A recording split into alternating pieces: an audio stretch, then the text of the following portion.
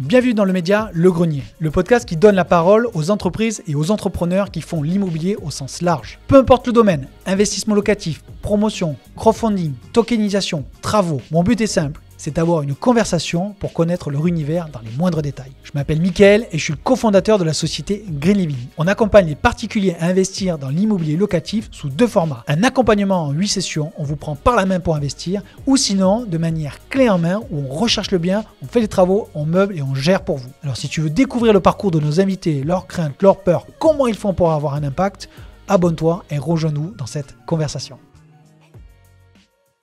De toute façon, moi j'aime bien commencer les podcasts où je demande aux invités de me raconter leur état civil, nom, prénom, âge, sans offenser personne, marié, concubin ou pas, enfant, pas enfant.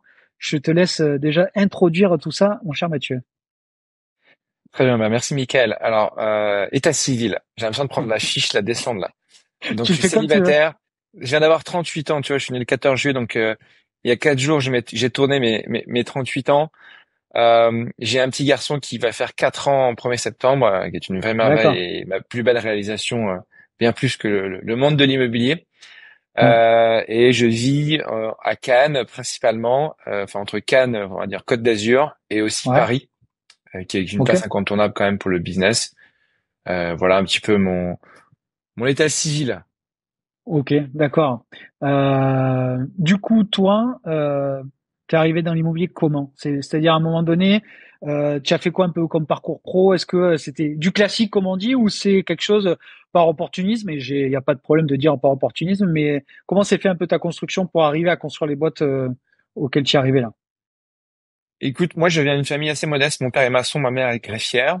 Donc mon père étant maçon, j'ai goûté l'immobilier par vraiment le plus proche, le plus concret qui existe de l'immobilier, c'est-à-dire que j'étais sur les chantiers à remplir les bétonnières, à construire des biens immobiliers, des maisons, à les rénover avec mon père.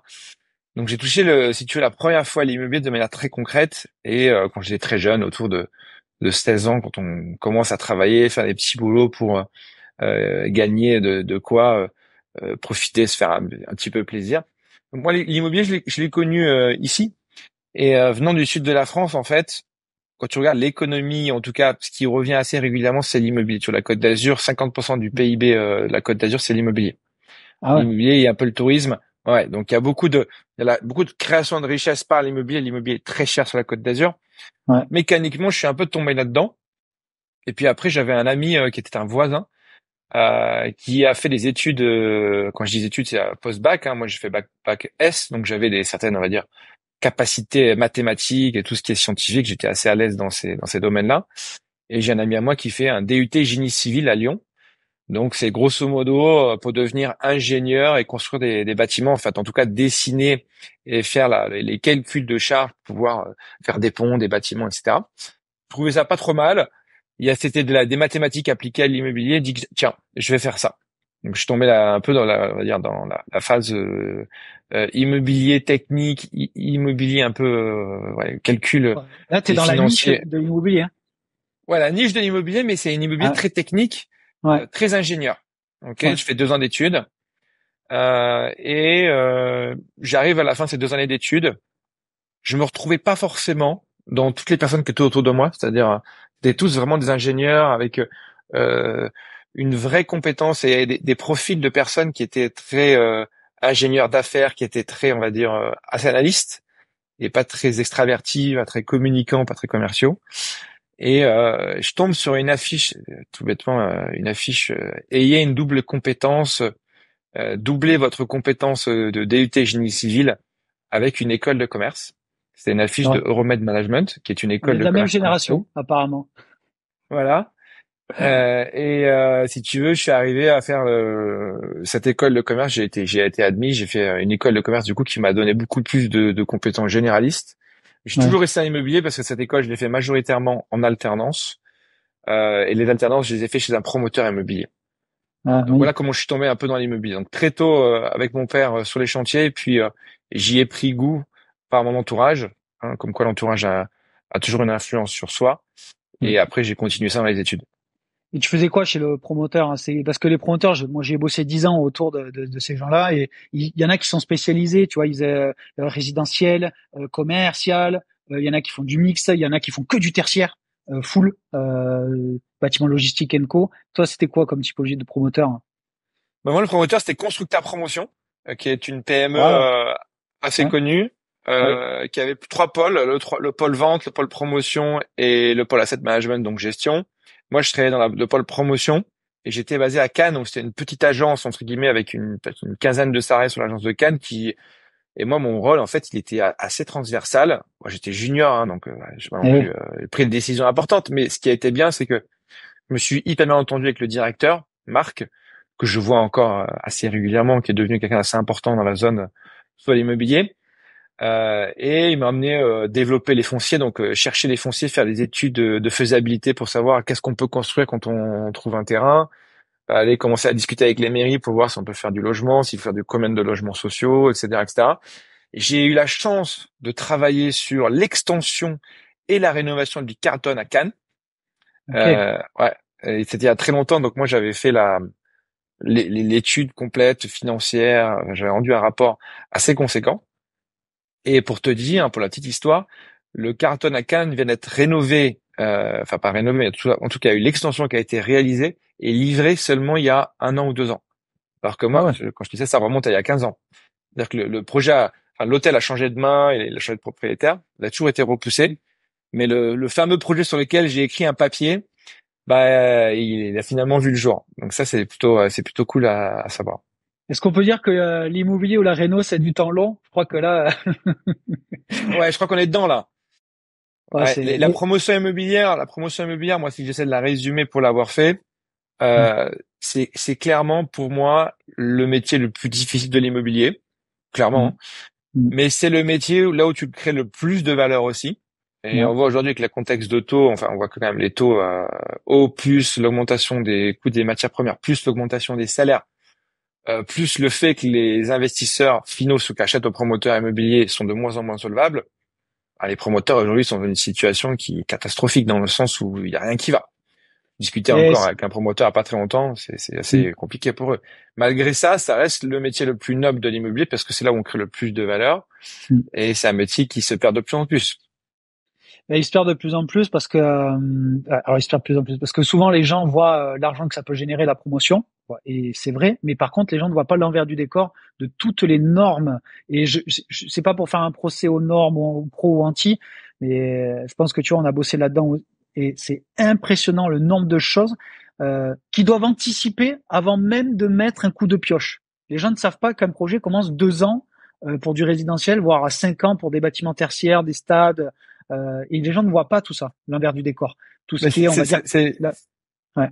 ce qui est vrai, ce que tu dis, et c'est d'autant plus dangereux que quand tu fais par exemple un projet de marchand de biens, où tu vas acheter un Mm. appartement, un immeuble que tu vas découper, tu vas commencer à dépenser, à faire tes travaux une fois que tu seras t'es propriétaire, une fois que tu sais que tu fais l'opération. Alors que les promoteurs immobiliers, eux, ils Mm. vont engager des fonds pour faire des Ouais. études, comme tu dis, des études de sol, des études administratives, des permis de construire, des études d'impact, etc., etc., sans avoir l'assurance de réaliser le projet. Parce que s'ils pré-commercialisent pas de projet, si finalement ils peuvent pas construire ce qu'ils peuvent, ce qu'ils ont souhaité faire, s'ils n'ont pas les permis, ben en fait, ils grillent des fois des 50, des 100 000. Moi, j'ai vu des gens, des promoteurs perdre 150 000 euros, 200 000 euros d'études sur des projets où ils ont jamais rien construit. Exactement. Après, on le touche, on va en parler, mais on va rentrer dans le détail, mais aussi on le touche un peu du doigt là avec l'avènement de ces gens qui se lancent un peu en marchand. Quand tu fais une division foncière et que tu as du géomètre à payer ou que sais-je encore, tu as quand même des sous un peu avancés avant de sortir un projet. Alors les sommes sont pas les mêmes, hein, soyons clairs, Enfin, bah, ouais. mais l'état d'esprit est quand même un peu similaire. C'est-à-dire qu'il faut quand même avoir un peu de trésor pour au cas où que se réserver de tout ça. Ouais, si tu veux Euh, diviser avant pour éviter la TVA, effectivement, tu dois payer ton géomètre, ouais. Généralement. En tout cas, bon, t'as fait ça, mais c'est quand même un milieu de la promotion. C'est quand même pas particulier, mais c'est une niche d'une niche. Comment t'en es arrivé à investir, on va dire, dans le commun des mortels, si on peut appeler ça comme ça? Comment t'en es arrivé, on va dire, à des projets, on va dire, plus petits? Voilà, c'est. Ouais. Alors, en fait, si j'essaie d'avancer encore sur mon parcours, donc effectivement, donc je suis en école de commerce, je fais 2 ans d'alternance. À côté de ça, j'investis. Enfin, à côté de ça, je travaillais. Pour payer mes études, en fait, je travaillais, je faisais des petits boulots. J'ai été voiturier et c'est là où je monte ma première entreprise. Mon entreprise de chauffeur VTC. À l'époque, il y avait la loi Ouais, sur les VTC qui est sortie. Et tu vois, c'est exact. très Ouais. marrant parce que je me rappelais plus, mais donc ce week-end, j'ai un copain qui est descendu de Paris pour me voir pour mon anniversaire et on discutait on se remémorait des soirées étudiantes où eux ils allaient faire la fête le week-end et moi j'allais bosser en fait. Hmm. J'étais le mec qui allait tout le temps bosser le week-end pour payer ses études. Je travaillais dans un restaurant club qui s'appelle le Baoli qui est assez connu à Cannes et j'ai monté ma première boîte de VTC. Donc le Donc boss t'a dit, tu peux monter ta boîte de voiturier. le boss que quand j'étais chez Moteur Immobilier, ouais. Ouais. Ok. Non mais cool. Non mais c'est bien. J'étais alternant. Hein. J'étais alternant si tu veux. Ouais, mais bon, la mentalité des entreprises où je C'est vrai, t'as travaille, raison. T'as raison. c'est c'est super, mais c'est pas commun. Voilà ce que je veux dire. C'est moi, maintenant que je suis chef d'entreprise, est-ce que j'accepterais un de mes alternants crée une boîte de chauffeurs? Je sais pas. Je pense que si je suis pas au courant, je dirais rien, mais si je suis au courant, je sais pas comment je réagirais. Parce que tu as Mm. toujours un doute sur sa capacité à être focus sur le business que tu lui donnes. Donc effectivement, donc moi j'avais créé une boîte de VTC, j'étais voiturier et j'ai été aussi moniteur de ski l'hiver. Ah ouais, ah oui, Ok. ah ouais. Donc ouais, j'avais pas beaucoup de temps pour moi. Mais en tout cas, je bossais beaucoup. Et très vite, j'ai assez bien gagné ma vie. J'ai pu me payer des voitures sympas. Du coup, j'ai fait des achats aux enchères de voitures. C'est un peu d'achat-revente de voitures aux enchères. D'accord, J'étais spécialisé sur les Audi A3 2 litres TDI à l'époque. d'accord. J'en avais deux trois que je gardais 6 mois, que je revendais en me faisant un petit peu d'argent. J'ai fait des Porsche comme ça aussi. Mais j'ai toujours vu en fait, mais tout ce que j'avais comme matériel, comme actif que je devais valoriser. C'est-à-dire que ne voyez pas acheter une voiture pour la revendre moins cher. Ce qui est le cas de 95 voire 98% des gens, tu vois.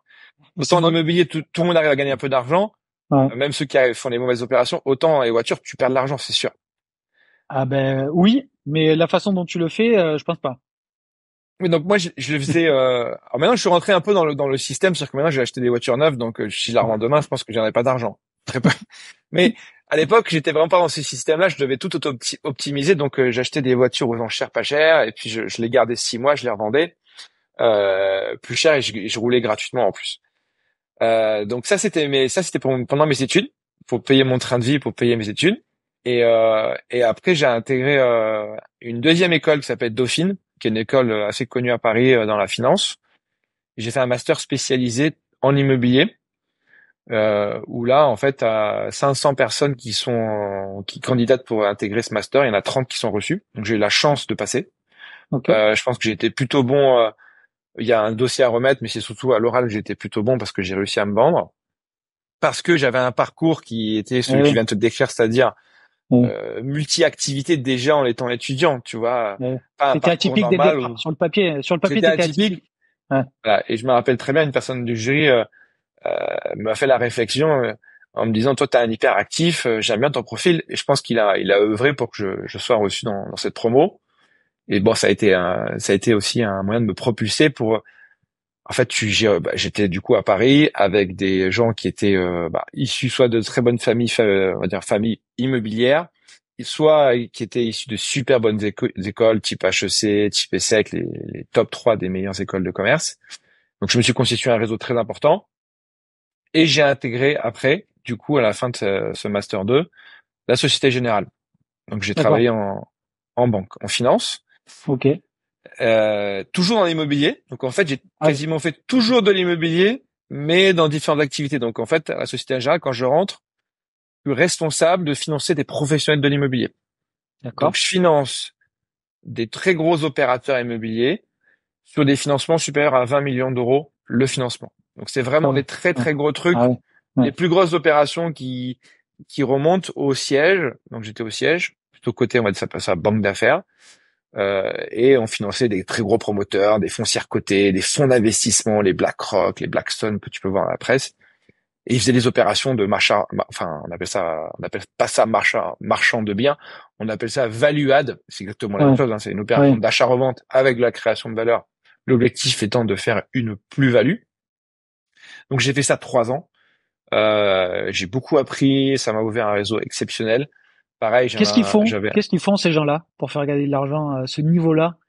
C'est quoi? Je change de logement en bureau, bureau en logement. C'est Ouais, quoi non, leur mais business? il y a plusieurs stratégies, hein. Donc, c'est vrai qu'on a vu plein qui gagnent de l'argent, hein. Donc, t'en as plein, en fait, en réalité. Bon, c'est beaucoup des fonds d'investissement. T'as aussi des privés, hein, qui avaient tellement d'argent, des grosses fortunes qui faisaient ça. Il y a beaucoup de, je transforme des bureaux en logements. Ça marche. C'était il y a un moment, hein. Donc, ça marchait, mais beaucoup moins que maintenant. Maintenant, ça marche beaucoup mieux de faire de transformation de bureau en logement. Il y a beaucoup qui achetaient des très gros portefeuilles, par exemple, de commerce ou des portefeuilles d'entrepôt et qui revendaient juste unité par unité. En faisant ça, bah, ils rendaient plus cher. T'avais aussi des gens qui achetaient des immeubles de bureaux qui étaient complètement soit délabrés, enfin pas forcément délabrés, mais plus du tout au goût du jour et ils les transformaient complètement en les rénovant, en trouvant un nouveau locataire et en revendant ça beaucoup plus cher. Et à l'époque, moi c'était en 2011 quand je te dis ça, donc ça remonte. À l'époque, il y avait encore plein d'immeubles résidentiels qu'on payait quand tu l'achetais en bloc 20 à 30% de décote. Hmm, Et ils revendaient ça à la découpe. C'est-à-dire que juste, ils hmm. découpaient appartement par appartement et ils revendaient les appartements un après l'autre avec des belles plus-values. Donc ça, c'était ce que faisaient la plupart des marchands de biens. D'accord. Sur le territoire national français ou il y avait des zones particulières? J'ai fait que, sur le financement, j'ai fait que le territoire national français. Moi, j'ai financé en 3 ans pour 2,5 milliards, à peu près 2 milliards. Ça va. Donc, une petite somme. Hmm. Non, mais plus que le montant, c'est le nombre d'opérations qui est Ouais. intéressant. Et si tu veux, j'ai vu énormément de gens gagner beaucoup d'argent dans l'immobilier. Et ben du coup, bah, comme tu me posais la question tout à l'heure, comment je suis arrivé à investir? Ouais. Bah, moi, j'avais du coup les compétences et en tout cas la visibilité de ce que faisaient ces gens-là sur des montants très importants. J'ai tout simplement voulu le répliquer en le faisant à mon niveau. Donc, j'ai commencé à investir en immobilier à ce moment-là quand j'étais en financement immobilier. J'ai fait ma première erreur, premier investissement, première erreur. J'achète un parking. Ouais. Bon, pourquoi une erreur? Le parking est une erreur? Parking dans Paris, Ok. avec un monte charge, enfin un monte voiture, Ouais. sans crédit. Donc faire de l'immobilier sans crédit pour un banquier, c'est quand même un comble, tu vois. Ouais. C'est plus ça qui me choque, moi, le fait du parking, mais ouais, c'est clair. Et le parking était pas cher. Le parking, je l'ai payé 12 000 euros. C'était, je me rappellerai, Ouais. c'était un propriétaire qui avait un super appartement à Saint-Germain et il avait ce parking-là. Appartement, il avait dû le vendre 2 millions d'euros et le parking, l'acheteur n'en avait pas voulu parce qu'il avait probablement déjà un. Et il avait affiché à 22 ou 24 000 euros. Et moi, j'ai dit, tiens, je vais faire une super négo, je vais mettre 12 000 euros. Et la négo passe. Le mec, il voulait s'en Ah, débarrasser. Et quand tu regardais les parkings aux alentours, les autres parkings, parce qu'on est dans le 6e arrondissement, 16e, c'est un très beau quartier, ouais. t'avais rien en dessous de 25, 30 000 euros 30 000 euros le parking. Je dis, mais je fais une affaire incroyable. Un peu naïf, un peu jeune. Hmm. Donc, je loue ce parking. Et en fait, je me suis rendu compte que les parkings, quand tu fais à l'unité, c'est vraiment pas le truc à faire. Quand tu fais en cash, c'est vraiment pas le truc à faire. Je Hmm. te la fais courte. En fait, ce parking, il y avait des monts de voitures qui étaient tout le temps en panne. Donc, du coup, le Hmm. locataire, il venait au début parce que je le louais moins cher que la concurrence. Mais il restait 2, 3 mois quand ils avaient une panne, deux pannes qui restaient bloquées dans l'ascenseur. Il me disait, mais c'est pas possible, j'ai eu peur. Souvent des femmes qui venaient, qui flippaient, dans le monte voiture. Après, tu avais des mises aux normes énormes. Bref, tout ça pour te dire que c'était peut-être pas la meilleure opération que j'ai faite, mais il faut toujours démarrer et puis apprendre de ses Ouais. erreurs. Je l'ai quand même revendu quelques années plus tard et attends, donc je t'ai dit, ouais, je l'ai revendu 17 500 ou 18 000 euros. Donc j'ai quand même Hmm. gagné de l'argent, mais franchement, il y avait mieux à faire. Donc ça, c'était ma premier investissement. Et deuxième investissement, là, j'achète un appartement à Cannes en 2013. Je suis tout en bas du marché, hein. Je sais pas si tu te rappelles, hein, il y avait eu 2008 la crise, Ouais. 2009, 2010 les prix ont un peu baissé, puis ça a remonté. Et puis c'est à partir de 2012, on a eu une lente baisse de l'immobilier en France. Et là, il y avait rien qui se passait, il y avait pas d'acheteurs. Et là, j'ai acheté vraiment pas cher un appartement à Cannes, en plein centre-ville, et je l'ai entièrement rénové avec mon père, où j'ai fait mes travaux. Je suis allé chercher les pierres apparentes. On fait un truc très beau. C'était un vieil immeuble. Je suis allé chercher les lattes en bois sur le plafond et donc j'ai fait un truc super À beau la que j'ai mis en française. location Ouais. saisonnière. Voilà, que j'ai mis en location saisonnière pendant plusieurs années. Donc ça, c'était mon Et, deuxième investissement. et pour mettre du contexte, les taux étaient comment, combien à l'époque, tu te souviens? 2013, je crois que j'étais à un taux autour de 3, chose comme ça. Mais D'accord. j'avais un avantage, c'est que j'étais banquier. Et donc, Ouais. quand tu travailles dans une banque, tu as ce qu'on Ouais. appelle les taux collaborateurs. Donc, tu enlèves Ouais. 0,5% grosso modo au taux de marché. Et Ok. quand je te dis que je devais être à 3, en fait, je devais être à 2,5, moi. Ok, d'accord. 2,5 ou 2. Bon, le marché n'était pas le même, mais effectivement, les taux étaient similaires aujourd'hui, quasiment similaires, quoi. Ouais. Bon, le Mm. marché, j'ai acheté Ouais. l'appartement à 3 000 € le mètre carré Ouais. et je l'ai Ouais. revendu il y a 2 ans là, je crois à 5 000 ou 6 000, je sais plus, mais en tout C'est cas beaucoup énorme. plus cher. Ouais. Ok. Et du coup, mais donc t'as fait plusieurs opérations en résidentiel parce que moi, je savais pas que t'avais fait du résidentiel, mais du coup, je t'ai mis la casquette commerciale, immo commercial, mais du coup, c'est quoi le truc là? Qu'est-ce qui a fait la bascule? Alors, ouais, c'est bien d'en parler. Écoute, c'est vrai qu'au début, il y a beaucoup de gens, et j'ai réagi un peu comme beaucoup de gens. C'est pour ça que j'essaie d'expliquer aux gens qu'il faut pas forcément commencer par le résidentiel, il faut plutôt commencer par le commercial, parce que je pense que c'est une erreur que j'ai faite. Tu vois, parce que effectivement, mon père était dans les travaux, donc c'était facile d'acheter un bien à rénover. Mon père connaissait, il Ouais. m'a aidé, on a travaillé ensemble. Les travaux me coûtaient moins cher, donc je dis, je vais créer de la valeur comme ça. Un bien en résidentiel, c'est rassurant. Je pense que tu Mm. prends 10 personnes autour de toi qui ont investi en immobilier, tu leur demandes ce qu'ils ont investi, ce qu'ils ont acheté. Je pense qu'il y en a au moins 9 qui vont te répondre, j'ai acheté du résidentiel. Il y en a peut-être un dans l'autre qui va dire, j'ai acheté du commercial, mais le reste va dire, j'ai acheté du résidentiel. Pour autant, moi, au fur et à mesure que j'ai continué à faire ma carrière professionnelle, donc j'ai fait 3 ans de financement immobilier comme je te l'ai indiqué. Ouais. Après, je suis resté encore quelques années la, je suis resté quelques années, pardon, dans la société, à la Société Générale, et après, j'ai basculé côté banque privée, où là, je conseillais des investisseurs immobiliers pour leur faire investir en immobilier, soit sur des fonds d'investissement, des clubs deals que j'ai créés Ouais.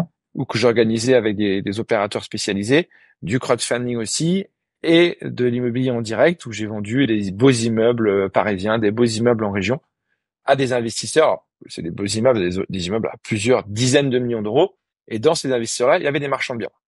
Et donc pendant 10 ans, tu vois, où je suis passé à la Société Générale, j'ai évolué, je suis devenu manager, j'ai géré jusqu'à 25 personnes, etc. J'ai investi en France, en Europe, avec ces gens-là. Donc, et au fur et à mesure du temps, j'ai observé le comportement de ces investisseurs et j'ai observé quelles étaient les meilleures stratégies, quels étaient les meilleurs investisseurs. Et clairement, je me suis rendu compte que ceux qui faisaient le plus d'argent avec le moins de temps de gestion, c'était des gens qui étaient dans l'immobilier d'entreprise, donc dans le Mm. commercial. C'est comme Ouais. ça que j'y suis arrivé. Mais j'ai mis un peu de temps à comprendre. Ouais. Je pense que ce que j'avais aussi un peu peur, hein, c'est plus rassurant de faire ce que font 90% des gens plutôt que ce que font 10% des gens, pour reprendre mon exemple. Donc j'ai fait, pour te dire, hein, j'ai fait un premier appartement, celui que je t'ai cité. J'en ai fait 4 autres sur les mêmes stratégies. C'est-à-dire, j'ai acheté des trucs en plein centre-ville, cœur de ville, qui est un très délabré des successions où j'ai entièrement rénové et du coup j'avais une marge à la revente qui était bonne, même si je revendais pas, et j'avais un rendement locatif en location saisonnière qui était très bon. Et puis après j'ai pété un câble, si tu veux, parce que il y a eu le Covid. Même avant ça, je me suis rendu compte qu'en termes de gestion, je devenais fou avec la location saisonnière, avec des clients qui te massacrent tout, qui te Mm. respectent pas du tout l'appartement. C'était sur la Côte d'Azur, donc les gens ils viennent l'été pour faire la fête, ils rentrent complètement éméchés, alcoolisés, ils te cassent tout, ils râlent. Enfin bref, les gens sont très exigeants sur les locations saisonnières. En plus de ça, il y a eu pas mal Mm. de concurrence qui est arrivée. Ouais. Et donc, je me suis dit, bon, faut que je change de méthode. Et c'est comme ça que je suis arrivé à l'immobilier commercial. Mais si je devais refaire, tu vois, l'histoire, bah, en ayant les connaissances que j'ai, c'est pour ça que je fais un peu Mm. la formation aussi et l'éducation autour de l'immobilier commercial. Bah, j'aurais commencé tout de suite par l'immobilier commercial, clairement. Alors, bah, tu vois, moi, à aujourd'hui, je suis d'accord avec toi. Mais on peut pas, comment dire, un jeune, parce que c'est souvent les personnes qui débutent dans l'immobilier qui se posent la question par quoi commencer. Et mine de rien, le résidentiel te permet de commencer avec le moins de, parce qu'on va en discuter, parce que j'ai des questions sur l'immobilier commercial, mais avec le moins de friction juridique, le moins de friction, on va dire. C'est pas pareil d'investir dans l'immobilier commercial que l'immobilier résidentiel. Et l'immobilier résidentiel, c'est facile. C'est quand t'as un peu de bouteille, c'est toujours un peu plus facile. Mais c'est plus facile actionnable. Le 0 à 1 est plus facile que le 0 à 1 de l'immobilier commercial. Est-ce que j'ai raison ou tort? Je te laisse me dire ce que t'en Alors, penses. moi, je vais te dire, pour moi, l'immobilier, si c'est de faire un comparatif, indépendamment des avantages de rendement, etc. Ouais, On va dire sur la partie mindset, sur la partie go, j'y vais, je passe à ouais, l'action. ouais, Juste sur ça.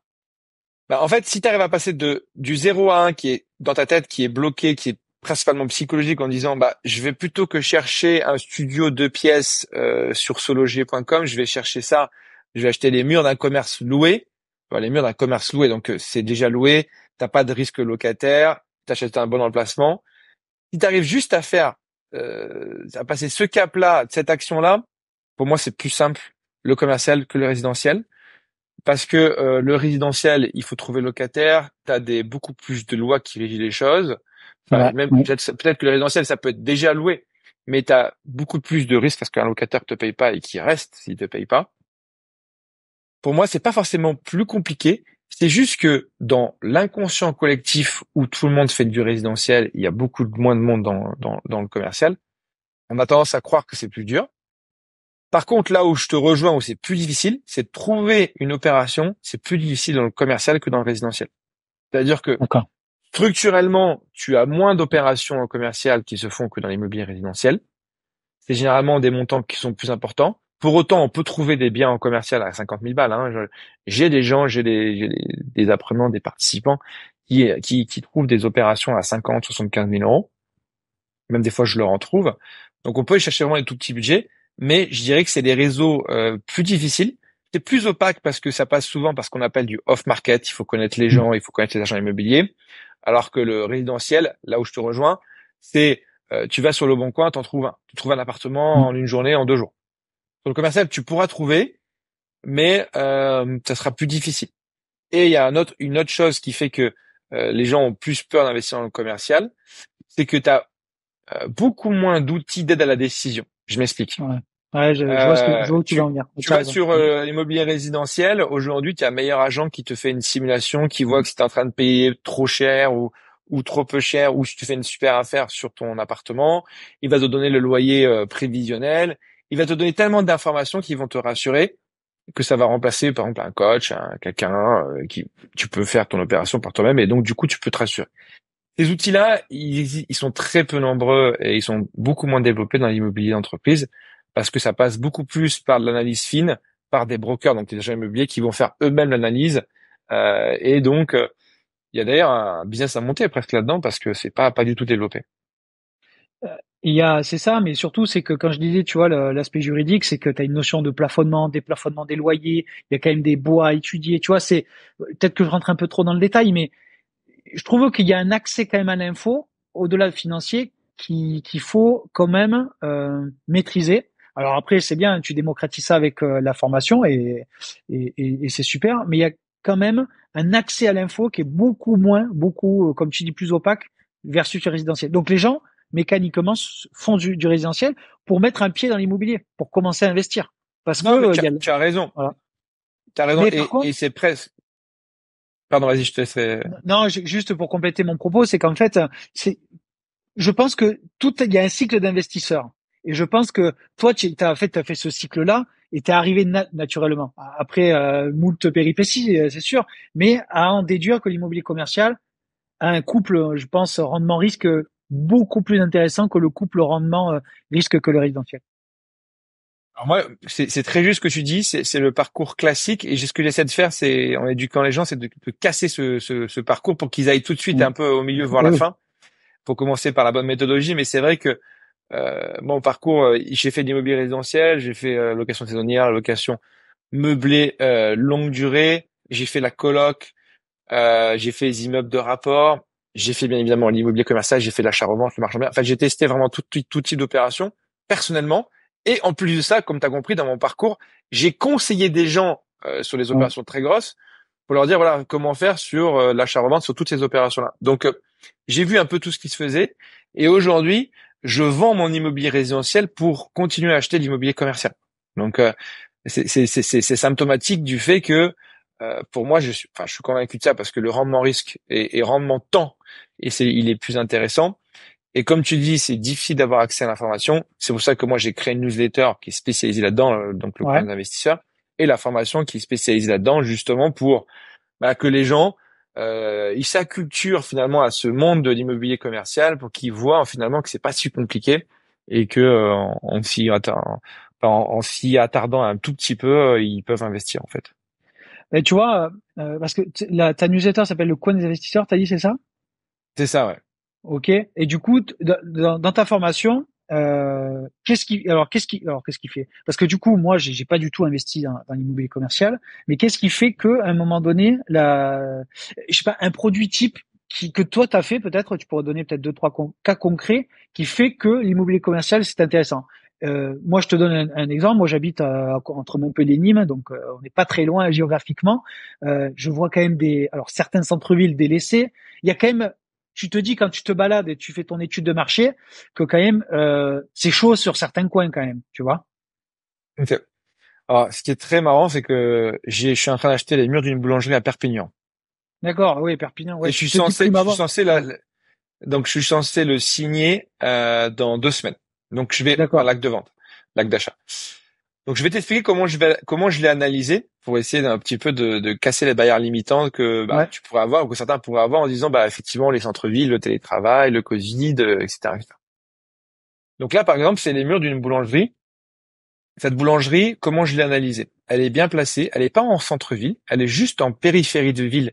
Elle est sur un axe très passant entre un quartier résidentiel et le centre-ville de Perpignan. Donc un axe très passant. Moi, je connais mal Perpignan, mais je me suis renseigné auprès de personnes qui connaissent très bien la zone. Ils m'ont dit effectivement c'est un axe très passant, il y a beaucoup de voitures qui passent. Pour la boulangerie, c'est important d'avoir du passage, d'important d'avoir un parking qui est gratuit, suffisamment dimensionné à proximité. C'est important d'avoir une qualité des produits qui sont faits. Donc, il faut regarder sur la réputation digitale de la boulangerie. En l'occurrence, il a été élu meilleure baguette de pain de la région, le boulanger. D'accord. Il est très bien noté sur Google et donc il a une très bonne notation parce qu'il fait son pain sur place, parce qu'il a suffisamment de surface, parce qu'il a une gaine extraction, donc il commande pas sur des plateformes de fabrication de pâtisserie ou ça existe. Il y a de la préconception qui est fait hors site et après ils ont juste à réchauffer. Ça généralement la qualité est bien moindre. Là il fait tout sur place. Première analyse. Deuxième analyse. Le locataire, il est en place depuis plusieurs années. Donc, je sais que ça veut dire qu'il gagne sa vie dans l'emplacement. J'ai regardé les bilans financiers, il gagne sa vie. C'est-à-dire que sa boulangerie gagne sa vie. Enfin, il gagne sa vie. En plus de ça, quand il s'était installé à l'époque, il y a plusieurs années, il avait payé le fonds de commerce. Donc, la notion de fonds de commerce, ça veut dire que pour avoir le droit d'exploiter, il avait racheté la boulangerie à un autre boulanger et il a payé l'entreprise qu'il a racheté 160 000 euros. D'accord. Moi, j'achète les murs de la boulangerie 200 000 euros. Ok. Et il y a un loyer, je vais avoir un rendement de 10%. Donc loyer. Tu prends 10% net. 1500, ouais. D'accord. Ok. Ça nous donnerait à 20 000 par an. Ou un peu plus parce que il faut rajouter les droits de mutation. Je crois que je suis à 22 ou 23 000 euros par an. Et lui, il pouvait pas acheter ou il voulait pas. Lui, non, il voulait pas acheter parce que en fait, il a réinjecté 100 000 euros l'année dernière, enfin même pas l'année dernière, cette année, pour faire des travaux pour encore améliorer sa boulangerie. Donc lui, il se concentre sur le développement de son business. Effectivement, il y a souvent des locataires qui préemptent et ils ont un droit de préemption, donc ils peuvent acheter à la place du propriétaire. Et ça, c'est enquiquinant pour nous en tant qu'investisseurs parce que souvent, les super affaires qu'on fait, le locataire préempte. Là, en l'occurrence, il a pas préempté, tant mieux pour moi. Donc j'attendais que la notification passe. Donc il préempte pas et j'achète et il a réinjecté 100 000 euros. Donc si tu veux, ça c'est des signaux qui font que il gagne sa vie, il a la possibilité de réinjecter 100 000 euros, c'est-à-dire qu'il gagne très bien sa vie, donc il partira pas. Et si demain il part, il va me laisser un fonds de commerce qui vaut quasiment la valeur des murs que je paye. Donc ça veut dire que moi je pourrais revendre, enfin c'est pas le fonds de commerce, mais ce qu'on appelle un pas de porte, parce que c'est le propriétaire des murs qui vend le pas de porte, qui vend un pas de porte, c'est pas un fonds de commerce, mais ça c'est quasiment équivalent. Donc il partira jamais. Et si demain il veut partir, il va revendre son fonds de commerce, c'est-à-dire qu'il va faire l'argent immobilier pour pouvoir retrouver un repreneur. Et donc, si tu veux, la probabilité que ce local se trouve vide, elle est proche de zéro. Donc, si tu veux, je prends zéro risque sur la partie locative. La boulangerie, on aura toujours besoin de manger, même qu'il y a un Covid, qu'il y ait une crise, etc. Ça fait partie des deux choses essentielles, se loger et se nourrir. Et j'ai une rentabilité nette de 10% avec une indexation sur l'inflation. Tu sais, les loyers Oui. sont indexés annuellement. Là, généralement, ils sont indexés sur un indice qui s'appelle l'ILC, l'indice des loyers commerciaux. Et donc là, il a pris 6 ou 8% l'indice. J'ai pas regardé récemment, mais donc c'est par an. Ouais, Donc si tu veux, tu vois, un investissement comme ça pour une personne qui est néophyte, qui même n'a jamais fait d'immobilier, j'ai pris quoi, 5 minutes à te l'expliquer. Sincèrement, enfin, il n'y a pas mieux en termes d'investissement passif. Tu vois, demain, je veux le revendre dans 2 ans avec l'indexation des loyers. Je sais que je vais faire une plus-value. J'ai une rente locative qui est bonne. J'ai du 10% et l'année prochaine, quand ça va augmenter, je passerai peut-être à 10,5 et puis 11 et puis etc. etc. J'ai strictement rien à faire à part envoyer 4 quittances ou 12 quittances si c'est payé mensuellement de loyer par an. C'est tout quoi. C'est tout. C'est toi qui le gères.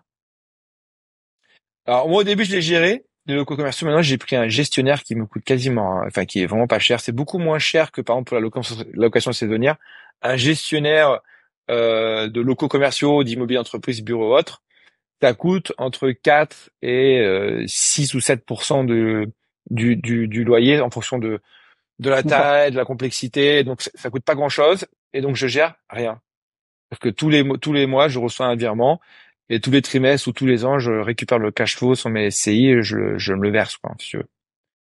Effectivement. Et donc là, c'est à crédit. Comment tu as fait là? Là, j'ai une banque qui me suit, donc là, c'est la BNP qui va financer. D'accord. Et là, je mets 3 ou 4% d'apport, je crois. Ouais. C'est que dalle, quoi. Je veux dire, Je suis c'est. financé. Alors aujourd'hui, les taux sont hauts, hein. Enfin, là, j'ai vraiment 10 et j'ai un taux que je te dise pas de bêtises. Je crois que je suis à 3,5. Sur Ouais. du 20 ans, ce qui est très bien en immobilier commercial. J'allais te dire la durée, mais effectivement, c'est très bien. Ouais. Ouais. Mais Donc c'est après, ouais, il y a un historique aussi, parce que c'est aussi le track record que regarde aussi une banque, c'est la capacité à Mathieu de Gleo Santi de pouvoir générer du cash et bien gérer ses comptes. Je pense que là, il n'y a pas de sujet, à mon avis, là-dessus. La banque a du tout regardé. Mais effectivement, quand tu c'est dis une que banque c'était, qui m'a déjà financé.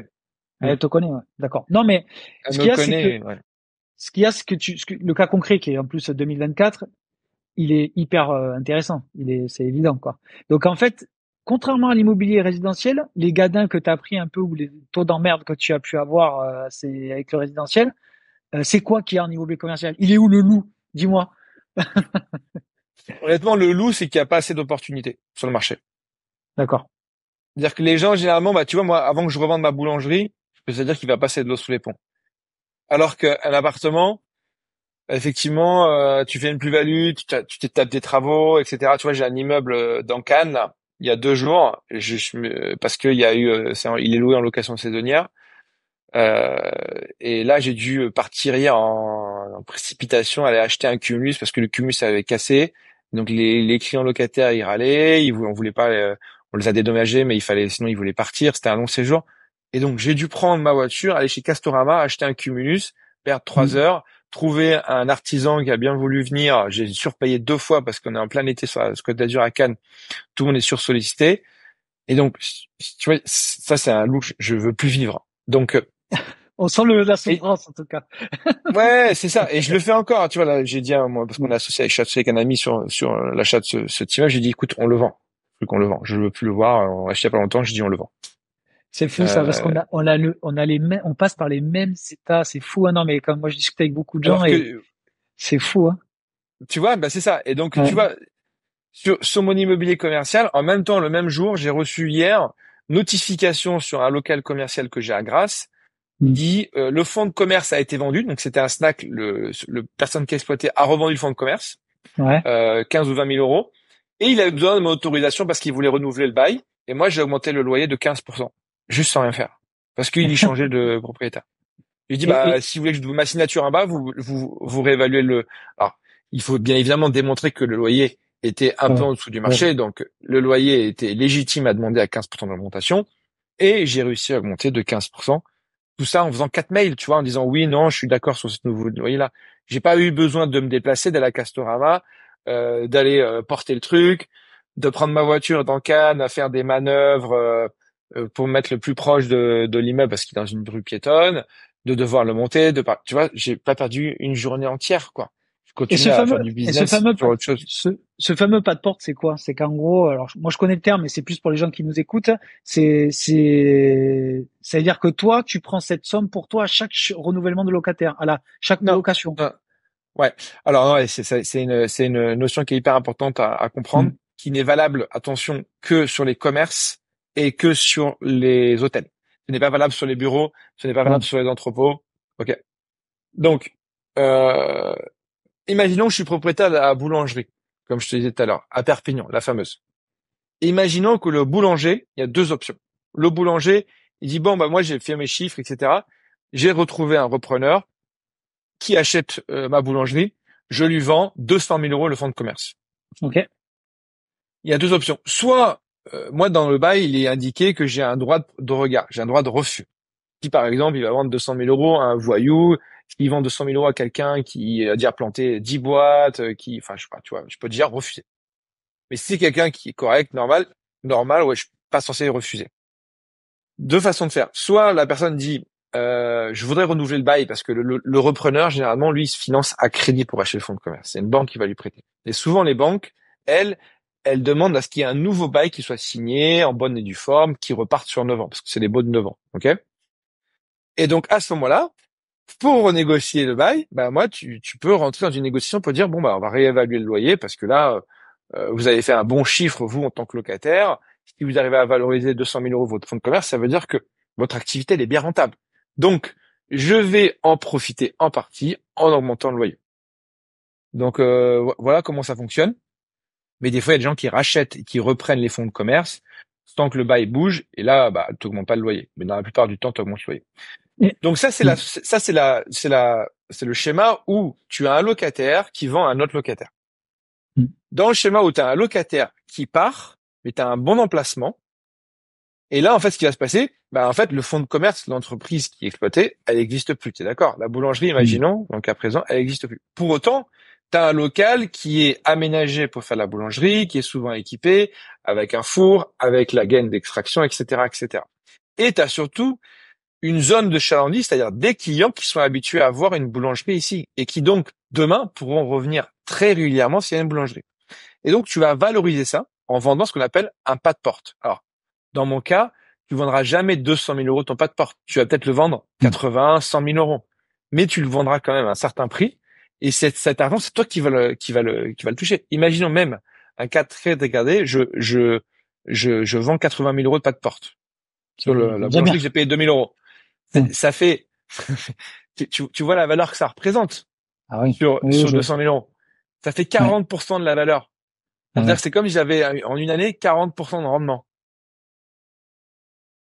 Bah, mais alors après, question naïve, mais c'est comptabilisé comment? C'est en loyer ou c'est en, comment on appelle Bah, ça? généralement, C'est comme, quand tu fais l'immobilier commercial, tu le fais en société, donc c'est des revenus comme un chiffre d'accord. d'affaires. Ok. Et tu vois, il y a D'accord. même moi, je fais un marchand de biens aussi, donc on va aller plus loin. Tu achètes des locaux commerciaux vides, dans des bons Hmm. emplacements. Hmm. Généralement, quand tu fais du marchand, la banque va te demander 10, 20, voire 25% d'apport, voire Hmm. plus maintenant quand tu fais du marchand, même en immobilier commercial. Imaginons 20, 30%.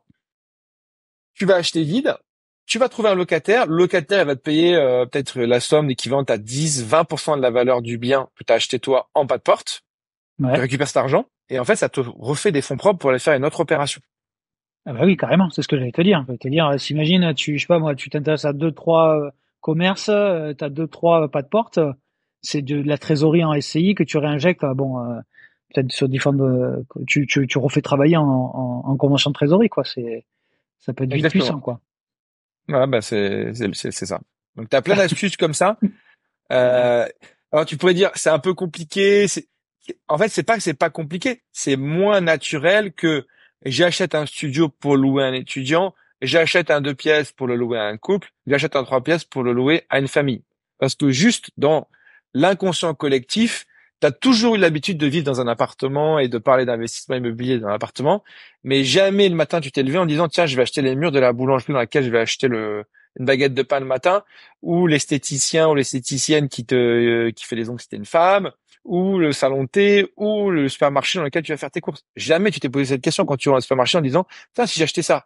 Par contre, tu vois un bel immeuble avec une petite terrasse, ah, je serais bien un appartement Hmm. avec une petite terrasse comme ça, avec une vue. Ça, c'est un réflexe naturel chez les gens. Ouais. Non, mais la seule barrière à l'entrée que je vois pour moi, c'est plutôt l'analyse de bilan, l'analyse. C'est pas naturel chez les gens. C'est ça pour moi. Mais et tout s'apprend. Hein, je veux pas dire que c'est une grosse barrière, hein, mais c'est pas naturel. Je pense que c'est ça un peu le maître mot. Mais c'est pas comment dire insurmontable. Et je pense que c'est totalement faisable. Hein, j'ai pas de problème là-dessus, quoi. T'as Euh, raison que si tu vas mm, aller jusqu'au bout, parce que moi je t'ai donné l'analyse que je fais après 15 ans d'expérience dans l'immobilier, j'ai ouais, travaillé à des niveaux, on va dire, les plus poussés qui existent dans l'immobilier, mais tu peux très bien faire la même opération que moi en analysant 80% de moins d'informations que je vais analyser. C'est juste que j'ai d'accord. une gymnastique, effectivement, que moi je répète depuis plusieurs années et qui pour moi est hyper facile pour moi, je sais que je sais investir ou pas sur une opération en 15-20 minutes. Enfin, je dis pas, je dis oui en 15-20 minutes, mais Mm. je peux voir 80% des sujets à voir. Après, il reste 20% et on est toujours dans le doigt la loi du 80-20. Mais en tout cas, ça me permet de me forger un avis sur oui ou non, je pousse un peu plus l'analyse du projet. Et comment dire, il y a des secteurs, pas des secteurs, mais parce que je pense que tout secteur peut être propice, mais est-ce qu'il y a des activités que tu te refuses de faire? Aujourd'hui, en immobilier commercial, enfin en immobilier d'entreprise, donc c'est les deux la même chose, hein. Mm. Ce que je ferai pas, c'est des bureaux mal placés, des bureaux en plein centre-ville, Paris, grande ville régionale, pour faire par exemple du coworking ou pour faire des très beaux bureaux même loués à une seule entreprise. Ça marche très bien. Mais des bureaux mal desservis, soit par une route principale qui est trop lointaine, soit pas par le métro ou le métro est trop lointain, ça je toucherai pas. Parce que ça, je pense que structurellement, c'est des choses qui vont rester vides, qui vont se déprécier dans le temps. Les commerces, contrairement à ce qu'on pourrait croire, il n'y a jamais aussi peu de commerces vides. Donc ça s'est bien rempli même après Covid. Qu'est-ce que je fais pas d'autre? En fait, c'est plutôt le bureau, les entrepôts, ça marche hyper bien, donc je fais à fond. Euh, non, c'est juste les bureaux que aujourd'hui qui sont compliqués à faire. Les bureaux mal Ok. placés. Bon, on a compris ton expertise sur l'univers commercial. Et c'est quoi la passerelle avec Tokimo, cet univers un peu YouTube, un peu, on va dire, euh, comment c'est, parce que bon, on peut, je sais pas, il n'y a pas de secret à dire, hein, t'es l'associé ou en tout cas un des associés, je sais pas comment, de Christopher Wangen, qui est très connu sur les réseaux depuis plusieurs années. Comment s'est fait cette rencontre un peu et ou si tu veux le dire ou pas, mais comment s'est fait la passerelle avec Tokimo, qui est, tu vas le décrire, mais une plateforme de crowdfunding dédiée aux marchands, si j'ai bien compris le pitch. Mais je te laisse en parler là-dessus. Exactement. Bah, en fait, si tu veux, moi, c'est un peu la suite logique de ma carrière. Donc, comme tu as pu le voir, hein, j'ai une carrière où j'ai beaucoup travaillé, même en étant étudiant, petit job, puis après monter des boîtes, fait de l'achat-revente. Et j'ai une grosse période de ma vie où j'ai été donc en finance 10 ans à la Société Générale, où j'ai beaucoup appris, mais j'étais très occupé. Donc c'est un boulot qui me prenait beaucoup de temps, mais j'ai quand même pu investir à côté en immobilier, en leverageant sur mon CDI, donc en emmagasinant de l'immobilier. Mais au bout de 7-8 ans, j'ai commencé à me poser la question, à me dire j'avais envie de d'avoir plus d'impact, Mm. de créer quelque chose de plus grand et d'être entrepreneur. Et en plus de ça, toute la journée, je croisais des entrepreneurs quand je travaillais à la banque privée, des entrepreneurs qui ont plus de tout réussi parce que quand ils sont clients de banque privée, c'est que généralement ils ont Mm. soit des gros dividendes qui tombent, soit ils ont vendu leur boîte. Donc je côtoyais tous ces gens-là, je les voyais passionnés, je voyais l'impact qu'ils avaient. C'était un monde qui était radicalement différent de celui que je connaissais par le salariat. Et donc j'ai voulu avoir un impact beaucoup plus important. Donc j'ai commencé à me poser la question de ce que je pouvais développer en tant qu'entrepreneur. Et assez naturellement, c'était un peu dans l'immobilier hein, parce que ça reste quand même mon domaine d'activité. Et donc j'ai créé deux entreprises. Ça a été difficile à prendre comme décision parce que j'avais un bon salaire, une situation confortable, bien installée, reconnu par mes pairs comme étant un expert et tu vois quelqu'un, un manager, etc. Donc finalement une prise de risque très importante. donne ma démission à la Société Générale, personne ne comprend. Bah oui, personne ne comprend. Quand t'es talent dans une banque, sans être prétentieux, mais t'as aucune Ouais. raison de partir. Pour autant, je pense que c'est une bonne décision. J'ai envie de me mettre en risque et je pense que c'est que comme ça qu'on peut avancer. Et aujourd'hui, je regrette pas. Je pense que j'aurais même dû le faire plus tôt parce qu'en 3 ans d'entrepreneuriat, j'ai appris plus qu'en 10 ans de salariat, même à des bons niveaux. Et donc, si tu veux, je suis parti j'avais presque 6 idées quand je suis parti, quand j'ai quitté. 6. Ouais. Alors j'avais déjà avec Christopher, on s'était rencontrés quand il avait un projet immobilier, Ouais. notamment quand il devait financer des maisons qu'il a construites. Et on s'est rencontrés. Et je l'ai aidé à financer ces maisons. Ok. Et donc du coup, on s'est côtoyés comme ça. On avait plein de choses en commun, notamment l'immobilier, l'investissement, la Côte d'Azur, les voyages, le surf, Bali. Là où on a des projets, hein, lui et moi, on a des projets immobiliers aussi à Ah, ok. Bali. On pourra en parler. Et donc on se rejoignait sur plein de choses et on aime l'entrepreneuriat, on aime développer, donc on a des caractères qui sont très compatibles aussi. Donc si tu veux, j'ai développé la formation sur l'immobilier commercial qui est juste avant de partir de la banque Ouais. et j'avais d'autres idées de fonds d'investissement, de développement, de projets. Et j'ai eu un choix à faire pour choisir si je faisais une ou plusieurs de ces entreprises-là. Et j'ai décidé de retenir uniquement Tokimo parce que pour moi, c'était l'entreprise qui apportait le plus d'impact positif à des investisseurs qui ont besoin de diversifier, de placer leur argent dans l'immobilier. Aussi, ça permettait de répondre à des besoins de financement d'opérateurs, donc les marchands de biens que tu évoquais tout à l'heure. Parce qu'aujourd'hui, je l'ai vécu. J'étais dans une banque, je voyais la difficulté qu'on avait à financer des belles opérations, des bons marchands de biens, parce que les contraintes réglementaires autour des banques sont juste énormes. Et donc c'est comme ça que je suis arrivé à créer Christopher Tokimo, qui est donc une plateforme de crowdfunding immobilier et qui permet deux choses, qui permet à des opérateurs, ça peut même être n'importe qui en fait, n'importe quel particulier qui a une bonne opération immobilière, alors plutôt une opération on va dire d'achat-revente, une opération plutôt courte, de se faire financer. Grâce à nous, on va la financer. Ça c'est d'un côté celui qui a le projet immobilier et de l'autre côté, on a des investisseurs qui ont de l'argent qui dorment sur leur compte en banque, sur leur livret A, sur leur compte courant. Il y a des dizaines de milliards d'euros qui chaque année sont sur les comptes courants et les comptes non rémunérés de Français. Et nous, ce qu'on veut, c'est qu'on leur permette d'investir sur des projets intelligents en immobilier qui restent des projets à court terme, 1 an, 2 ans, avec des rentabilités qui atteignent jusqu'à 12%. Donc des rentabilités qui sont largement au-dessus de l'inflation, largement au-dessus de ce qu'on peut voir en termes de placement classique. Donc et en fait, ce que je voulais, c'était avoir un impact qui est le plus important possible. Je me suis aussi rendu compte, si tu veux, que le personal branding était important. Mhm. Moi, je suis arrivé, j'ai fini mes études en 2010. Donc à Dauphine, je finis mes études en 2010. Quand tu sors d'études comme ça, j'ai fait donc 6 ans d'études. Euh, la, le chemin idéal, le chemin royal, c'est d'aller dans les grandes entreprises à l'époque. Mhm. Société Générale, Google, Facebook, BNP, je sais pas moi, Goldman Sachs. Ça, c'est le Graal des gens qui sortaient des écoles de commerce. Mhm. Tout le monde se tire la bourre pour avoir la meilleure entreprise, le meilleur job. Et puis au fur et à mesure que j'avais des équipes embauchées quand j'étais à la Société Générale, j'ai vu les CV des gens, tu vois, qui venaient chez moi, les alternants, les CDI que j'embauchais, se dégrader en niveau d'école. Et j'ai commencé à parler avec des jeunes que je connaissais de HEC, etc. Ils me disaient, attends, nous maintenant le Graal, c'est de monter notre start-up, c'est de monter notre boîte. Tu vois. Et donc le monde a complètement changé. On est Mhm. passé d'un corporate branding à un personal branding, mais en fait la personne est Mhm. importante. Et en fait c'est l'entrepreneur qui incarne l'entreprise plutôt que l'entreprise qui incarne le business en fait. Tu vois. Je suis d'accord. Euh, et, et donc c'est comme ça que je me suis dit il faut que je passe sur le personal branding. Donc moi je suis passé d'un monde banquier confidentiel en banque privée feutré, pas du tout exposé sur les réseaux sociaux, à Costard Cravate. j'ouvre ma chaîne un start-upper, j'ouvre ma chaîne YouTube, j'ouvre mon compte Instagram, tout se passe par les réseaux digitaux. Et c'est aussi ça la rencontre avec Christopher, qui effectivement, comme tu dis, est très exposé sur les réseaux digitaux, réseaux sociaux. Et donc on est très complémentaires là-dessus. Et donc voilà un petit peu l'histoire de Tokimo, comment ça a été créé. Enfin, Tokimo et le coin des investisseurs ce sont deux boîtes qui vivent en parallèle.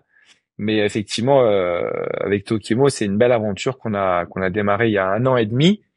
Le premier projet est sorti il y a un peu plus d'1 an, en juin 23, et aujourd'hui on est très content du résultat qu'on a. Ok, parce que Tokimo en chiffres, là, est-ce que sur quoi vous communiquez, c'est combien d'investisseurs, combien de projets à date et combien de projets futurs, c'est quoi un peu, tu vois, j'ai plein de questions, c'est quoi le projet type pour vous, dis-moi un peu le cœur du réacteur un petit peu de Tokimo. Alors, nous, Tokimo, donc on est passé de 0 à 10 000 clients. D'ailleurs, je les remercie, certains vont être parmi tes auditeurs. Je les remercie pour leur confiance. On est passé de 0 à 10 000 clients sans 1 euro de publicité. Ça, Donc, bravo, je te félicite. Ça fait ouais. ouais. Ouais. Aujourd'hui, en 2024, 120 euros de publicité, c'est quand même bien. Tu peux faire 0 à 10 000 clients en dépensant pas mal en publicité. Mais là, on a mis 0 de publicité, donc on les remercie vraiment de nous avoir fait confiance. Donc, on est hyper content. Donc, au bout d'1 an, on a à peu près 10 000 clients. On a financé pour 20 millions d'opérations. Donc, ça aussi, on est très content dans le contexte actuel de pouvoir financer Mm. autant et d'avoir autant de gens qui nous ont fait confiance, parce que ça veut dire qu'il y a pour 20 millions d'investissements par les 10 000 investisseurs que je te donne, hein. Alors tous n'ont pas investi des sommes équivalentes et tous n'ont pas investi sur les mêmes projets. Et on a financé à peu près environ 25 opérations. Voilà.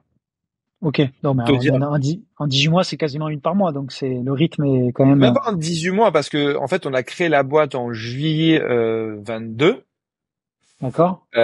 juillet 23, pardon. Non, juillet 22. Et pendant quasiment 1 an, en fait, c'était l'agrément AMF. Donc, ça a été quelque chose qui était très long, très difficile Ouais, à vivre.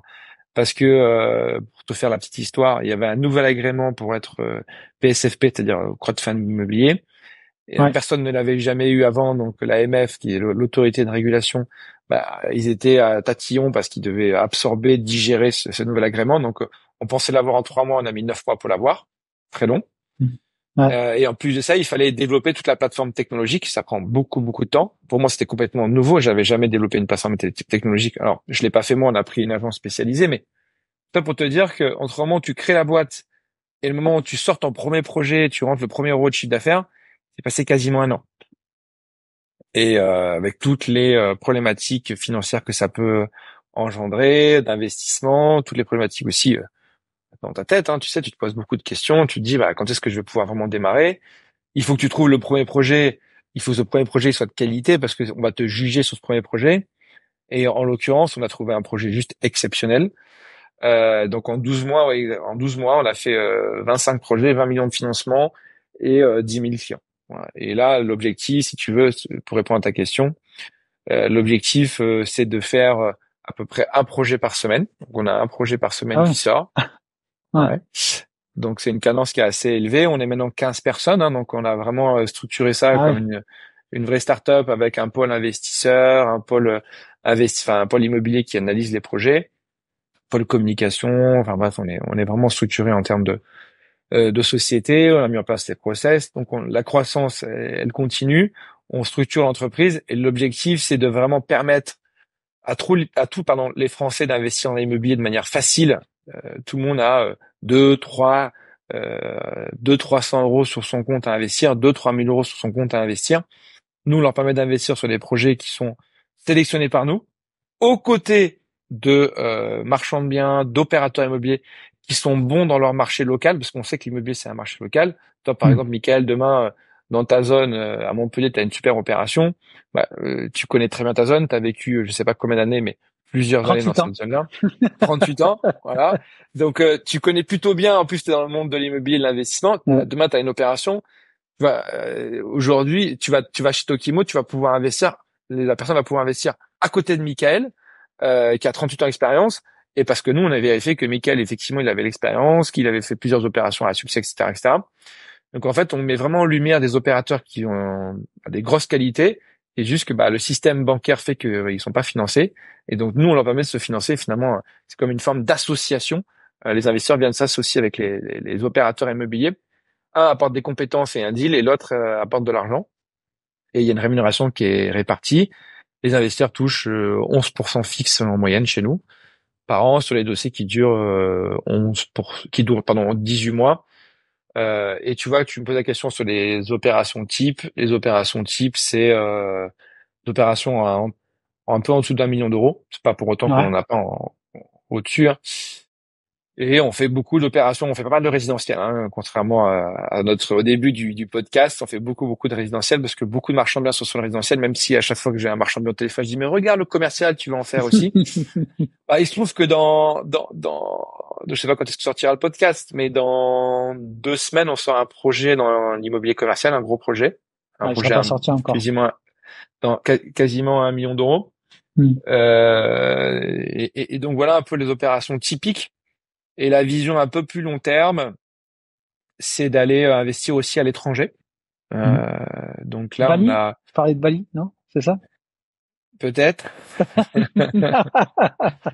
pas créer un Ouais. secret, mais en fait, on Ouais. va aller dans des destinations différenciantes, difficiles d'accès pour le commun des mortels. Et Ouais. mais vraiment dans cette, voilà, nous notre devise, c'est vraiment démocratiser l'investissement. Alors ça, il y a beaucoup de gens qui le disent, mais nous notre logo, c'est rendre accessible l'inaccessible. Donc c'est vraiment ça l'idée. Parce qu'avec le digital, en fait, on peut investir un peu partout, on peut amener les gens un peu partout, Hmm. hein, grâce au digital, et ça c'est génial. Donc voilà un peu la roadmap et aussi des projets atypiques. Là en septembre, on sortira un très gros projet atypique qui nous tient à cœur, sur lequel on travaille depuis déjà plusieurs mois, qui est un projet, c'est notre plus gros projet ever depuis le lancement, et c'est un projet qui est juste très innovant, très atypique et qui a un caractère exceptionnel. Il n'y en a pas C'est-à-dire deux comme ça en France. C'est-à-dire, c'est quoi? C'est quand tu dis atypique, est-ce que c'est ce qu'on voit aujourd'hui? Il y a de l'atypique, genre par l'exploitation ou par la somme, par À la sans somme, dévoiler hein, c'est un tout. projet. Ouais, je vais essayer de te teaser sans dévoiler. Ouais. Voilà. Donc c'est un projet qui est atypique parce que c'est une exploitation qui existe déjà, Ouais. mais qui est réalisée dans un emplacement qui est juste intouchable. Et donc personne d'autre n'aura ce type d'exploitation à cet endroit-là. C'est un endroit qui est très prisé, qui est international. C'est un projet qui est lié au tourisme. Et donc c'est un projet dont on est très fier de travailler En dessus France. en Pour... France. Et je peux pas t'en dire Non, parce plus, que mais en tout cas, oh, c'est un beau ça aurait projet. pu, ça aurait pu être atypique par le fait que ce soit un premier projet à l'étranger aussi. Ouais, ça on y travaille aussi, Mm. mais ce projet-là, c'est plus par le côté ce type d'exploitation dans cet endroit-là, qui est en France, des atypiques.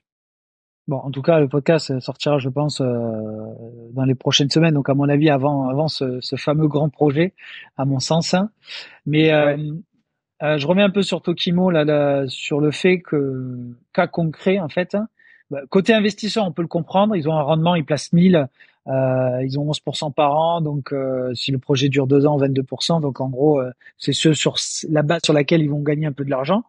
Mais côté un peu marchand de biens investisseur, euh, c'est quoi un peu il y a est-ce qu'il y a un montant minimum, genre tu vas pas sur les projets à 200 ou 300 ou 500 ou peut-être pas, peut-être si, je sais pas. Comment quels sont un peu vos critères d'accès là par rapport à ça? Nous, moi, j'ai une devise.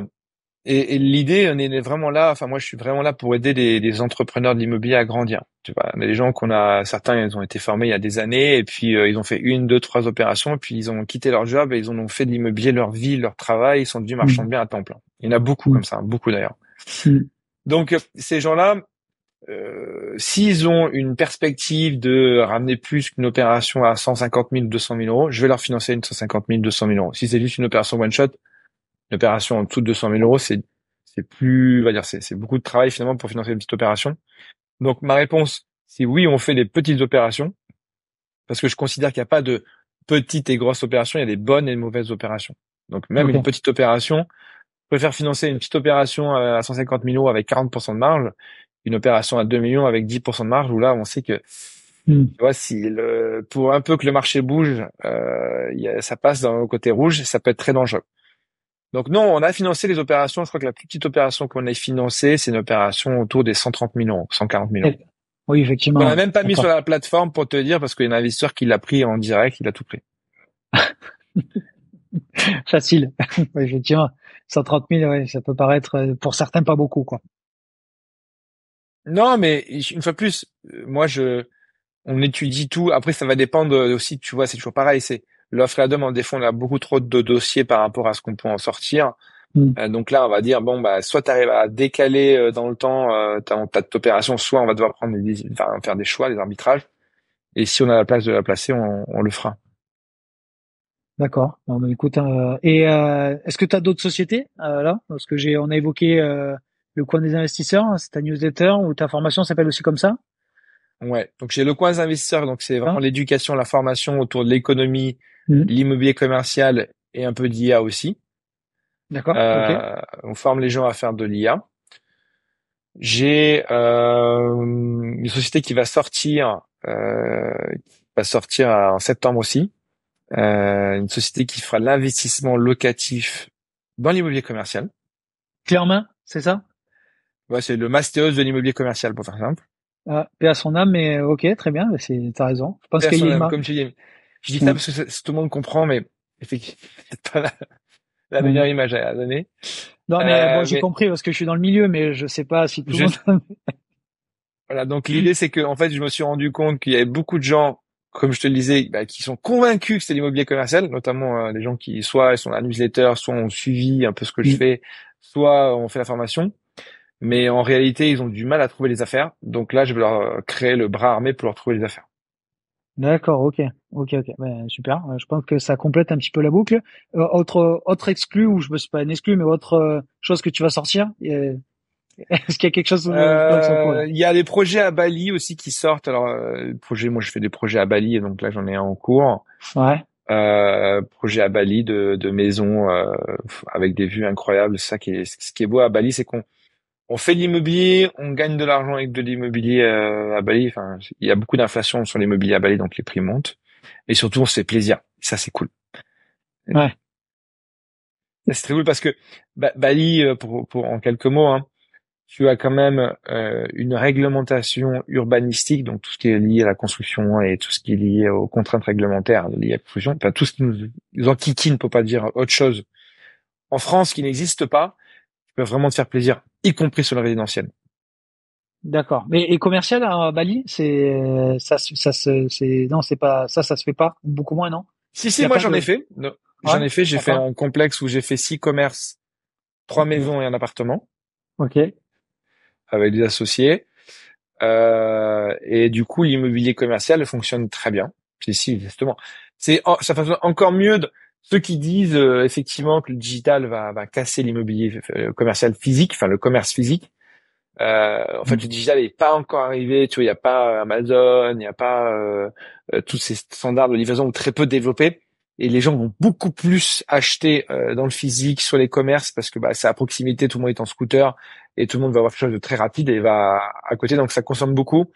Et les chiffres, faut te dire, hein, les chiffres de chiffre d'affaires des business en commerce sont énormes, parce que même ouais, des fois plus qu'en France. Pour autant, le panier moyen est plus bas, c'est-à-dire qu'il y a plus de flux.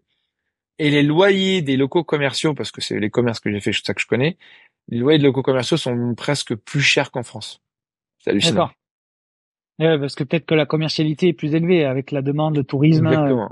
Ouais, Exactement. il y a un effet aussi de ce côté-là. Ouais.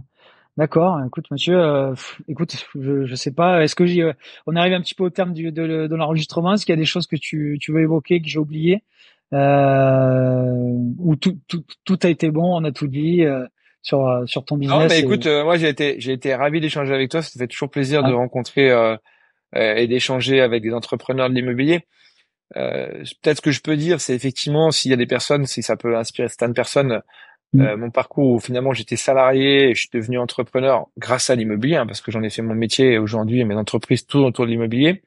Moi, c'est une vraie passion que j'ai dans l'immobilier. Donc, si ça peut inspirer certaines personnes pour se lancer dans l'immobilier et devenir entrepreneur, il faut le faire. Dans un contexte qui est pas facile, donc il faut vraiment bien réfléchir, parce que j'en croise beaucoup qui veulent devenir entrepreneurs, mais il faut vraiment avoir une résilience très forte dans l'entrepreneuriat, surtout dans le contexte où les taux ont grimpé en l'espace de 15-17 mois de manière très brutale. Alors là, ils vont rebaisser, donc ça va aller un peu mieux, mais ils vont rebaisser de toute façon très doucement. mm, Moi, j'ai une bonne expression que j'aime bien. Il dit que là, les taux, ils montent généralement par l'ascenseur et ils redescendent par l'escalier. Donc là, ils Un sont en train esprit très très long. d'essayer très long. On a à peine franchi la première marche. Ah ouais. Donc, Non, je suis donc d'accord avec l'analyse. Ouais. t'es d'accord? Bon, bah, je suis Ouais, content. ouais. En tout cas, moi, j'ai été ravi de faire ce podcast et j'espère que, bah, on aura l'occasion à nouveau de se croiser. Non, on n'est pas très loin et puis je crois qu'on a des connaissances en commun, mais je sais pas si effectivement j'ai été amené à venir à quelques reprises à Nice ou Cannes. En tout cas, c'est pas un point où je vais souvent, mais on n'est pas très loin. On n'est pas très loin en tout cas. Mais moi, en tout cas, Bah, j'étais ça sera ravi. l'occasion de Ouais. venir me voir si tu passes à Cannes. Et ben, Tu passeras voir les bureaux de Tokim, on te fera un accueil. écoute, j'y manquerai pas. Mais en tout cas, ça a été ravi parce que je te suis de très loin. Et là, je suis rentré un peu dans le détail en préparant ça. Et moi, ce que j'aime bien, c'est avoir des gens qui ont fait l'immobilier, mais le chemin qui a fait qu'ils sont devenus à entreprendre dans l'immobilier, et surtout le chemin parcouru avec les hauts et les bas. Et le mot que tu as dit, c'est la résilience. Hein. Je crois qu'il est un peu galvaudé, mais il est vrai. Il faut être accroché, très très accroché quand tu es dans le creux de la vague et quand il faut remonter. Quand tu es en haut, il faut être humble, et quand tu es en bas, faire le dos rond. Et ça, je trouve qu'il y a une certaine forme de la génération, ou en tout cas, il faudrait qu'ils s'inspirent de gens comme toi pour qu'ils traversent les crises, en tout cas, ou traversent les éléments. Je sais pas comment le dire, mais il faut pouvoir faire le dos rond et être humble dans n'importe quel cycle. Voilà, c'est ce que je C'est pense. important de regarder ce qui se fait sur les réseaux sociaux, mais c'est vrai que le temps d'attention est tellement court que généralement les messages qui sont délivrés sont des messages très positifs, où on a l'impression que tout va bien, que tout fonctionne en un claquement de doigts. C'est pas Ouais, vrai. Quand on monte des entreprises, il y a des problèmes. Alors c'est vrai que c'est l'algorithme des réseaux sociaux qui fait ça. C'est quand tu montes des trucs qui vont très bien avec une très belle photo, bah t'as beaucoup de vues et donc du coup bah t'as tendance à pousser ce type de contenu. Et quand tu montes tes galères, généralement ça marche un peu moins bien sur les réseaux sociaux. C'est pas pour autant qu'elles n'existent pas. Donc il faut toujours. C'est pour ça qu'il faut bien prendre conscience de ce que c'est que l'entrepreneuriat immobilier. C'est une aventure qui est juste incroyable. mm, Mais comme tu le dis, Michael, il faut faire preuve de résilience quand bah, les cycles sont moins bons. Il faut faire preuve de patience, de compréhension, d'innovation aussi pour pouvoir rebondir. Mais en tout cas, plus que de monter des business, pour moi, l'entrepreneuriat et se lancer dans l'entrepreneuriat, c'est s'augmenter personnellement. Parce on devient meilleur, je trouve. Bah écoute, je crois que ce sera le mot de la fin, mon cher Mathieu. Une belle phrase pour terminer le podcast. En tout cas, merci. Et j'espère à tous que le podcast vous a plu. Et n'hésitez pas à faire un retour à Mathieu. Il est très présent, je pense, LinkedIn, Instagram. C'est un peu les réseaux sur lesquels on peut te trouver, si je me trompe pas. C'est tout ça, exactement. Ouais. Voilà. Donc, il est accessible. Et ça, c'est aussi, il faut apprécier et appréciable. Et ben, ciao tout le monde. Merci. Salut Michael. C'est la fin de l'épisode. J'espère que cela vous a plu. Mais on va pas se quitter comme ça. Et il existe 3 moyens pour continuer ensemble. Premièrement, me faire des retours. Je réponds à tout. Deuxièmement, la newsletter. On parle d'actualité sur l'immobilier, les différentes stratégies immobilières, mais on partage aussi nos dernières opportunités ou tout simplement découvrir l'avancée de notre aventure chez Green Living. Ou sinon, la troisième, c'est de pouvoir bosser, travailler avec nous. Et là, on a 2 formats, l'accompagnement et le clan. Donc je vous dis à très vite. Ciao.